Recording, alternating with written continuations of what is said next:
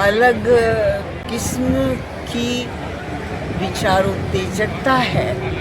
वो उस विचारोत्तेजकता को उसके सार्थक पक्ष को वो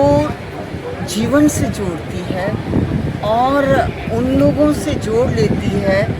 जिनके हाशिए उन्हीं लोगों ने निर्मित किए हैं जो अपने को बहुत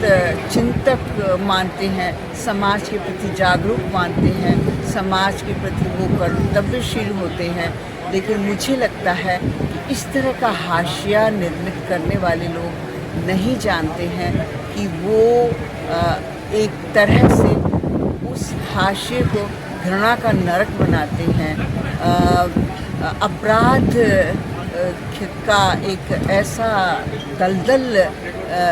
बनाते हैं और उसको उस रूप में देखना चाहते हैं कि इस दलदल को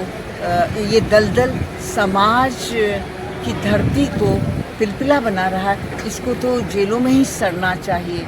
जैसे कि ये मनुष्य न हो,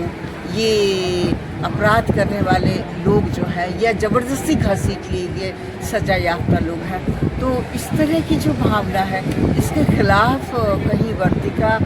जिस तरह से निकली है जेलों की दीवारों के भीतर प्रवेश कर वहाँ की ज़िंदगी और ख़ास तौर पर औरतों की ज़िंदगी, क्योंकि जेल काट कर आया, 8 साल जेल काट कर आया या आजीवन कारावास में से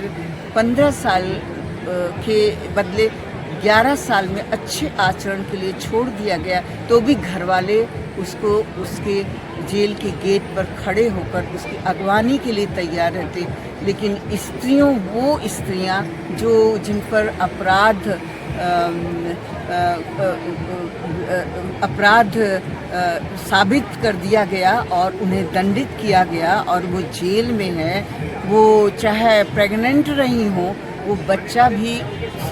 बिना किसी दोष के सज़ा भोगेगा या जेलों में ही पढ़ेगा, वहाँ की स्कूलों में पलेगा, वहाँ के दूध और बिस्किट के ऊपर। ये जब औरतें अपनी सज़ा पूरी करती हैं, इनको पता नहीं होता है कि ये कहाँ जाएंगी। और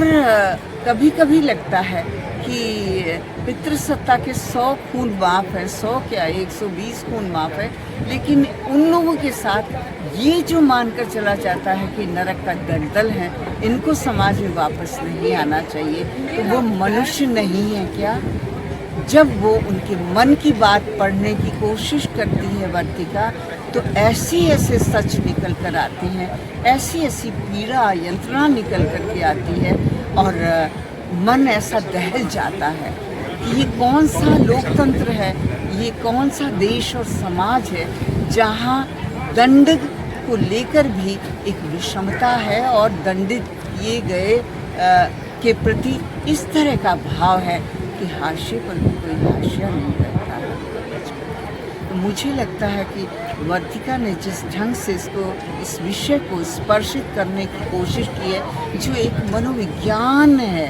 उसको बाहर निकाल कर लाने की कोशिश की, शायद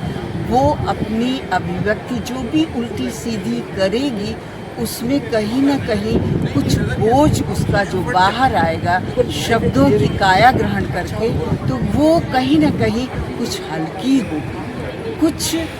ये सोचेगी कि किसी ने कोई उसे अपनाने को तैयार नहीं है, उसको और उसके बच्चे को। लेकिन जो शब्द ब्रह्म होता है वो अपनी बाहें पसार करके उसके भावों को अपने में समेट लेता है और वो अपने दिल की पिटारी जो शब्द ब्रह्म के माध्यम से पूछती है, वही ब्रह्म कहीं उसे अपनी एक मुक्ति का रास्ता बनता है और उसे साहित्य कैसे अपना लेता है। और वो साहित्य मातु वर्तिका का जो ये प्रयास है थोड़ा सा चुनौती भरा तो है ही। लोग सोचते हैं कि वो उसे जिस तरह लोग देखते हैं ना कि वो गिलहरी की तरह है या कभी कभी एकदम प्रबुद्ध की काया में चली जाएगी, ये लड़की कैसे ऐसा चुनौती भरा काम कर सकती है, लेकिन वो लड़की कर रही है। मेरी नज़र में वो बहुत अलग हटकर काम कर रही है और कहीं ना कहीं एक ऐसी मनोवैज्ञानिक पुस्तक आएगी निकल करके जो सारी जेलों का इस तरह से आकलन आएगा, उन्हीं की अभिव्यक्ति में जो दंडित की गई महिलाएं हैं और उनका बिना दंडित किए उनके बच्चे वो दंड भोग रहे हैं, तो शायद दुनिया का मनोविज्ञान की परिभाषा पलट जाएगी।